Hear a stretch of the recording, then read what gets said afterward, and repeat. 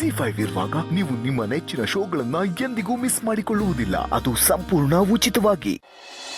ನೋಡು ಮಂದಾಕಿನಿ, ಜೀವ ವಿಷಯದಲ್ಲಿ ಏನು ನಡೀತು ಅದನ್ನು ಯಾವುದೇ ಕಾರಣಕ್ಕೂ ಯಾರಿಗೂ ಹೇಳೋದು ಬೇಡ.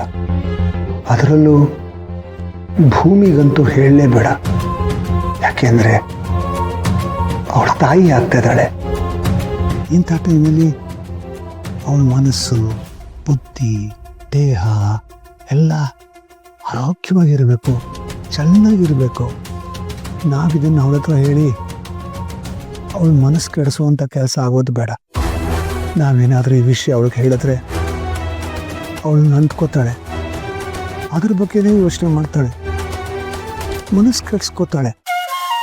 ನಮ್ಮಿಂದ ಇಂಥದ್ದೊಂದು ಆಗೋದು ಬೇಡ ಮಂದಾಕಿನಿ. ಏನೇ ಆಗಲಿ ಈ ವಿಷಯನ ಹೇಳೋದು ಬೇಡ.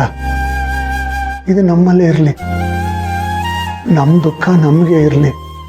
ನನಗೆ ಹೇಳಿಬಿಟ್ಟು ನೀವು ಫೀಲ್ ಆಗ್ತಾ ಇದ್ದೀರಲ್ರಿ, ನೀವು ಫಸ್ಟ್ ಸಮಾಧಾನ ಮಾಡ್ಕೊಳ್ಳಿ. ಇನ್ಫ್ಯಾಕ್ಟ್ ಈ ವಿಷಯನ ನಾನೇ ನಿಮ್ಗೆ ಹೇಳಬೇಕು ಅಂತಿದ್ದೆ. ನಿಮಗೆ ಸ್ವಲ್ಪ ಭೂಮಿ ಜೊತೆ ಸಲಿಗೆ ಜಾಸ್ತಿ. ಬಾಯಿ ತಪ್ಪಿ ಎಲ್ಲಿ ಈ ವಿಷಯ ಹೇಳಿಬಿಡ್ತೀರೋ ಅಂದ್ಕೊಂಡಿದ್ದೆ. ನೀವೇ ಹೇಳ್ತಾ ಇರೋದು ಒಳ್ಳೆಯದೇ ಆಯ್ತು. ನೀವು ಹೇಳಬಾರ್ದು ಅಂತ ಅಂದ್ಕೊಂಡಿದ್ದೀರಲ್ಲ, ನನಗೆ ಸಮಾಧಾನ ಆಯ್ತು. ನಾನು ಮಹಿಮ್ಗೂ ಹೇಳ್ತೀನಿ, ಈ ವಿಷಯ ಎಲ್ಲೂ ಅಳಿಯಂದ್ರಿಗೆ ಹೇಳ್ಬಿಡ್ಬೇಡ ಅಂತ. ಡೋಂಟ್ ವರಿ ಅತ್ತೆ, ನಾನು ಈ ವಿಷಯನ ಯಾರ ಹತ್ರನೂ ಹೇಳಲ್ಲ. ನಾನು ಈ ಮನೆ ಸೊಸೆ, ನನ್ನ ಮನೆ ನಮ್ಮ ಮನೆ ಮರ್ಯಾದೆ ಪ್ರಶ್ನೆ ಅಂತ ನನಗೂ ಇರುತ್ತೆ ಅಲ್ವಾ. ಮೋರ್ ಓವರ್ ಇಂಥ ವಿಷಯನೆಲ್ಲ ಯಾರ ಹತ್ರ ಶೇರ್ ಮಾಡ್ಕೊಳಕ್ಕಾಗತ್ತೆ ಹೇಳಿ? ನೋಡಿದ್ರೇನ್ರಿ, ನಮ್ಮನೆ ಸೊಸೆ ಎಷ್ಟು ಜವಾಬ್ದಾರಿಯಿಂದ ಮಾತಾಡ್ತಿದ್ದಾಳೆ ಅಂತ. ನಮ್ಮ ಮಗ ಏನ್ರಿ ಆಗಿದೆ ಅವನಿಗೆ? ಅತ್ತೆ, ಇವಾಗ ಅದ್ರ ಬಗ್ಗೆ ಬಿಡಿ. ಏನಕ್ಕೆ ಅಷ್ಟೊಂದು ಯೋಚನೆ ಮಾಡ್ತಿದ್ದೀರಾ? ಫಸ್ಟ್ ಆಫ್ ಆಲ್ ಮಿಸ್ಟೇಕ್ ಮಾಡಿರೋದು ಅವನು, ಅದಕ್ಕೆ ನೀವೇನಕ್ಕೆ ಪನಿಷ್ಮೆಂಟ್ ತಗೊಳ್ತಾ ಇದ್ದೀರಾ? ದಯವಿಟ್ಟು ನೀವು ಈ ರೀತಿ ಚಿಂತೆ ಮಾಡಬೇಡಿ. ನನ್ಗೆ ಯಾಕೋ ನಂದೇ ತಪ್ಪು ಅಂತ ಅನ್ನಿಸ್ತಾ ಇದೆ. ಈ ವಿಷಯನ ನಾನು ಮಾವನ ಹತ್ರ ಹೇಳಲೇಬಾರ್ದಾಗಿತ್ತು, ಎಲ್ಲ ನಾನೇ ಹ್ಯಾಂಡಲ್ ಮಾಡಬೇಕಾಗಿತ್ತು. ನಿಮ್ಗೆ ಹೇಳಿರ್ಲಿಲ್ಲ ಅಂದಿದ್ರೆ ನೀವು ಈ ರೀತಿ ಯೋಚನೆ ಮಾಡ್ತಿರ್ಲಿಲ್ಲ. ಹಾಗಂತ ಸುಮ್ಮನೆ ಇದ್ಬಿಟ್ಟಿದ್ರೆ ಇದು ಸರಿ ಹೋಗ್ತಿತ್ತಾ? ಇದೊಂಥರ ಕ್ಯಾನ್ಸರ್ ಇದ್ದಂಗೆ, ಮುಚ್ಚಿಟ್ಟಷ್ಟು ಜಾಸ್ತಿ ಬೆಳೀತಾ ಹೋಗುತ್ತೆ. ನೀನೀಗ ಹೇಳಿದ್ದು ತುಂಬ ಒಳ್ಳೇದೇ ಆಯಿತು. ಈಗ ನಾವಿಬ್ರು ಅವ್ನ ಕ್ಲಾಸ್ ತಗೋಬೋದು. ಇಲ್ಲಾದರೆ ವಿಷಯ ಹೀಗೆ ಅಂತ ನಮಗೆ ಗೊತ್ತೇ ಆಗ್ತಿರ್ಲಿಲ್ಲ ಅಲ್ವಾ? ಮುಂದೊಂದು ದಿವಸ ಕೈ ಮೀರೋದ್ಮೇಲೆ ನಾವೇನೂ ಮಾಡೋಕ್ಕಾಗ್ತಿರ್ಲಿಲ್ಲ. ಈಗಲೇ ಶುರುನಲ್ಲೇ ಗೊತ್ತಾಗಿದ್ದು ನಾವೇನಾದರೂ ಮಾಡಬಹುದು. But I am not fine with this ಅತ್ತೆ. ನೀವಿಬ್ರು ಖುಷಿಯಾಗಿ ಅಣ್ಣ ಅದಕ್ಕೆನ ನೋಡೋದಕ್ಕೆ ಹೊರಟಿದ್ರಿ, ಆದರೆ ಆ ಖುಷಿನೆಲ್ಲ ನಾನೇ ಹಾಳು ಮಾಡಿಬಿಟ್ಟೆ. ಇರಲಿ ಬಿಡಮ್ಮ, ನೀನು ಯಾಕೆ ಬೇಜಾರು ಮಾಡ್ಕೋತೀಯ? ಭೂಮಿ ಮನೆಗೆ ಇನ್ನೊಂದು ದಿವಸ ಹೋಗ್ಬೋದು. ಇದು ತುಂಬ ಸೀರಿಯಸ್ ಆದ ವಿಷಯ, ಇದ್ರ ಬಗ್ಗೆ ನಾವು ತಲೆ ಕೆಡಿಸ್ಕೋಬೇಕು. ಈ ಜೀವ ಯಾಕೆ ಹೀಗಾದ ಅಂತಾನೆ ಅರ್ಥ ಆಗ್ತಿಲ್ಲ. ಎಲ್ಲ ದುಡ್ಡಿನ ಮಹಿಮೆ. ಬರೀ ದುಡ್ಡು ಅಷ್ಟೇ ಅಲ್ಲ ಮಾವ, ಸಹವಾಸ ಕೂಡ ಕಾರಣ. ಸಹವಾಸನ? ಏನಮ್ಮ ಹೇಳ್ತಿದ್ಯಾ? ಆ ರಾಜೇಂದ್ರ ಭೂಪತಿ. ರಾಜೇಂದ್ರ ಭೂಪತಿನ? ಅವರು ಬರೀ ಇನ್ವೆಸ್ಟರ್ ಮಾತ್ರ ಅಲ್ಲ ಮಾವ, ಈ ಜೀವ ಪಾಲ್ಗೆ ಇನ್ಫ್ಲೂಯೆನ್ಸರ್ ಕೂಡ ಆಗ್ಬಿಟ್ಟಿದ್ದಾರೆ. ಅವ್ರನ್ನ ಇವನು ರೋಲ್ ಮಾಡೆಲ್ ತರ ನೋಡ್ತಾನೆ. ಆದ್ರೆ ಅವರು ಬರೀ ದಾರಿ ತಪ್ಪಿಸೋ ಕೆಲಸನೇ ಮಾಡ್ತಿದ್ದಾರೆ. ಅವ್ರ ಸಹವಾಸದಿಂದಾನೆ ಇವನು ಹೀಗೆ ಆಡ್ತಿರೋದು. ಅವರು ಅಲ್ಲಿ ಕೀ ಕೊಡ್ತಾರೆ, ಇವನು ಹೇಗೆಗೋ ಆಡ್ತಾನೆ. ಆ ಕನೆಕ್ಷನ್ ಕಟ್ಟಾದ್ರೆ ಎಲ್ಲ ಸರಿ ಹೋಗುತ್ತೆ. ಅದೇ ಹೇಗೆ ಮಾಡೋದು ಅನ್ನೋದೇ ಗೊತ್ತಾಗ್ತಿಲ್ಲ. ಹ್ಯೂಜ್ ಅಮೌಂಟ್ ಇನ್ವೆಸ್ಟ್ ಬೇರೆ ಮಾಡಿಬಿಟ್ಟಿದ್ದಾರೆ. ಓ, ಇದ ವಿಷಯ. ಇದನ್ನ ನಾನು ನೋಡ್ಕೋತೀನಿ ಬಿಡಮ್ಮ. ಮೊದಲು ಅಲ್ ಟೈಟ್ ಮಾಡಿದ್ರೆ ಇಲ್ಲಿ ಇವನ್ ರಿಪೇರಿ ಆಗ್ತಾನೆ. ನನ್ನ ಮಗ ದಾರಿ ತಪ್ಪೋದಕ್ಕೆ ನಾನು ಬಿಟ್ಟುಬಿಡ್ತೀನ? ಯಾವುದೇ ಕಾರಣಕ್ಕೂ ಬಿಡೋದಿಲ್ಲ.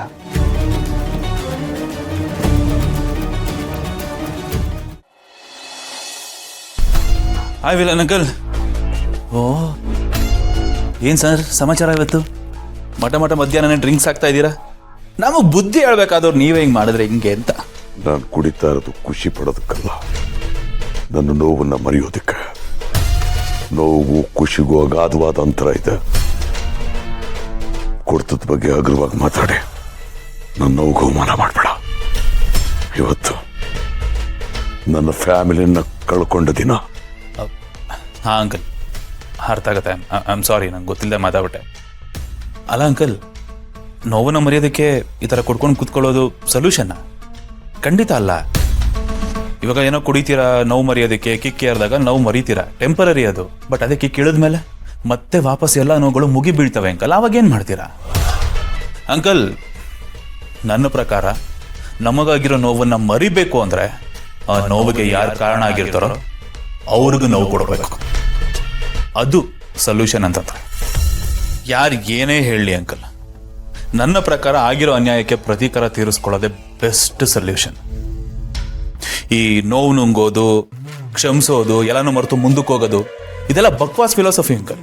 ಕೇಳೋದಕ್ಕೆ ಚೆನ್ನಾಗಿರುತ್ತೆ ಅಷ್ಟೇ, ರಿಯಲ್ ಲೈಫಲ್ಲಿ ಅಪ್ಲೈ ಆಗಲ್ಲ. ನನ್ನ ಪ್ರಕಾರ ಹತ್ತು ಹಗುರ ಆಗೋದು ಅಂತಾರಲ್ಲ, ಅದಲ್ಲ. ಸೇಡು ತೀರಿಸ್ಕೊಂಡ್ರೆ ಮನ್ಸು ಹಗುರ ಆಗೋದು, ಒಳಗಡೆ ಉರಿತಾರೋ ಬೆಂಕಿ ತಣ್ಣಗಾಗೋದು. ನೋಡಿ ವಿಲನ್ ಅಂಕಲ್, ವಿಪರ್ಯಾಸ ಹೆಂಗಿದೆ ಅಂತ. ನೀವು ಇಲ್ಲಿ ಫ್ಯಾಮಿಲಿ ಕಳ್ಕೊಂಡಿರೋ ದುಃಖದಲ್ಲಿ ಡ್ರಿಂಕ್ಸ್ ಹಾಕ್ತಾ ಕೂತಿದ್ರೆ, ನಿಮ್ಮ ಈ ದುಃಖಕ್ಕೆ ಕಾರಣ ಆಗಿರೋ ನಮ್ಮ ಅಣ್ಣ ಫ್ಯಾಮಿಲಿ ಎಕ್ಸ್ಟೆಂಡ್ ಆಗ್ತಿದೆ, ಮಗು ಬರ್ತಿದೆ ಅಂತ ಎಂಜಾಯ್ ಮಾಡ್ತಾ ಇದ್ದಾನೆ, ಸೆಲೆಬ್ರೇಟ್ ಮಾಡ್ತಿದ್ದಾನೆ. ಆ ಭೂಮಿಕಾ ಈಗ ಪ್ರೆಗ್ನೆಂಟ್. ನಮ್ಮ ಫ್ಯಾಮಿಲಿ ಪಾಪ್ಯುಲೇಷನ್ ಜಾಸ್ತಿ ಆಗ್ತಿದೆ. ಹೇಗಾದ್ರೂ ಮಾಡಿ ಇದನ್ನ ತಡಿಬೇಕು ಅಂತ ಎಷ್ಟೆಷ್ಟೋ ಪ್ರಯತ್ನ ಪಟ್ವಿ. ಬಟ್ ಇರ್ಲಿ ಬಿಡು, ಆಗೋದೆಲ್ಲ ಒಳ್ಳೇದಕ್ಕೆ ಅಂತಾರಲ್ಲ ಹಾಗೆ. ಇದು ನನ್ನ ಪಾಲಿಗೆ ಒಂದು ಗೋಲ್ಡನ್ ಆಪರ್ಚುನಿಟಿ. ತನ್ನವ್ರನ್ನ ಕಳ್ಕೊಂಡ್ರೆ ಆ ನೋವು ಹೇಗಿರುತ್ತೆ ಅಂತ ಅವನಿಗೆ ಗೊತ್ತಾಗಬೇಕು. ವಂಶದ ಕುಡಿಯನ್ನ ಕಳ್ಕೊಂಡಾಗ ಆಗ ನೋವಿದೆಯಲ್ಲ, ಆ ನೋವಿನ ರುಚಿ ನಿಮ್ಮ ಅಣ್ಣನಿಗೆ ಗೊತ್ತಾಗಬೇಕು. ಸತ್ಯದಲ್ಲೇ ಅವನಿಗೆ ಆ ನೋವನ್ನು ಉಣಬಡಿಸ್ತೀನಿ.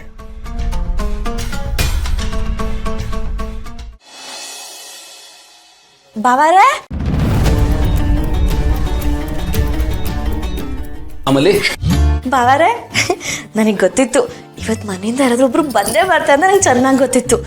ನನ್ನ ನಿರೀಕ್ಷೆ ಸುಳ್ಳಾಗಲಿಲ್ಲ ನೋಡಿ. ಯೋಳಿ ಏನು ಹೇಳ್ಬೇಕಾಗಿತ್ತು ಮಲ್ಲಿ? ಬಾವಾರೆ, ಇವತ್ತು ನನ್ನ ಹುಟ್ಟುಹಬ್ಬ ಅಲ್ವಾ, ಅದಕ್ಕೆ ತಾನೇ ನೀವು ಬಂದಿರೋದು ಶುಭಾಶಯ ಹೇಳಲಿಕ್ಕೆ. ಯೋಳಿ ಮತ್ತೆ ತಗೋ, ನಿನಗೆ many many happy returns of the day. ದೇವ್ರು ಒಳ್ಳೇದು ಮಾಡಲಿ. ಥ್ಯಾಂಕ್ಸು. ನಾನು ಹುಟ್ಟುಹಬ್ಬ ಅಂತ ನಿಮ್ಗೆ ಯಾರು ಹೇಳಿದ್ದು? ಅಕ್ಕಾರೆ ಅಲ್ವಾ? ಇಲ್ಲಪ್ಪ, ನನಗೆ ಯಾರು ಹೇಳಲಿಲ್ಲ. ನನಗೆ ನೆನಪಿತ್ತು. ನಾನು ಯಾರ ಬರ್ಡೇನು ಮರಿಬಾರ್ದು ಅಂತ ರಿಮೈಂಡರ್ಗೆ ಹಾಕಿಟ್ಟಿರ್ತೀನಿ, ನೆನಪಿರ್ಲಿ ಅಂತ. ಥ್ಯಾಂಕ್ಸು, ಶಾನೆ ಖುಷಿ ಆಯಿತು. ನಿಮ್ಗೆ ಇಷ್ಟೆಲ್ಲ ಕೆಲಸ ಇದ್ರು ನೀವು ಅದನ್ನೆಲ್ಲ ನೆನ್ಪಿಟ್ಕೊಂಡಿದ್ರಲ್ಲ, ಮತ್ತೊಮ್ಮೆ ಥ್ಯಾಂಕ್ಸ್. ಆ್ಯಕ್ಚುಲಿ ನಾನು ಬಂದಿದ್ದು ಬರೀ ನಿನ್ನ ಬರ್ಡೇ ಕಾರಣಕ್ಕಲ್ಲ. ನೀನು ಮನೆಯಿಂದ ಬಂದು ಇಷ್ಟು ದಿವಸ ಆಯ್ತಲ್ಲ, ವಾಪಸ್ ಬರಲೇ ಇಲ್ಲ.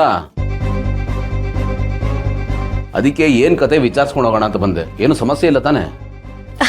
ಬಾವರೆ, ಸಮಸ್ಯೆ ಇಲ್ಲ, ಏನೂ ಇಲ್ಲ. ನಿಜವಾಗ್ಲೂನಾ? ನಂಬೋದಾ? ಹ್ಞೂ ಬಾವರೆ, ತಾತಂಗೆ ಮೈ ಹುಷಾರಿರ್ಲಿಲ್ಲ, ನೋಡ್ಕೊಳಕ್ ಯಾರೂ ಇರಲಿಲ್ಲ ಅಂತ ನಾನು ಇಲ್ಲೇ ಉಳ್ಕೊಂಡ್ಬಿಟ್ಟೆ. ಹೌದಾ? ಹುಷಾರಿರ್ಲಿಲ್ವಾ? ZEE5 ಆಪ್ ಡೌನ್ಲೋಡ್ ಮಾಡಿ ಎಲ್ಲಾ ಸಂಚಿಕೆಗಳನ್ನು ಸಂಪೂರ್ಣ ಉಚಿತವಾಗಿ ನೋಡಿ.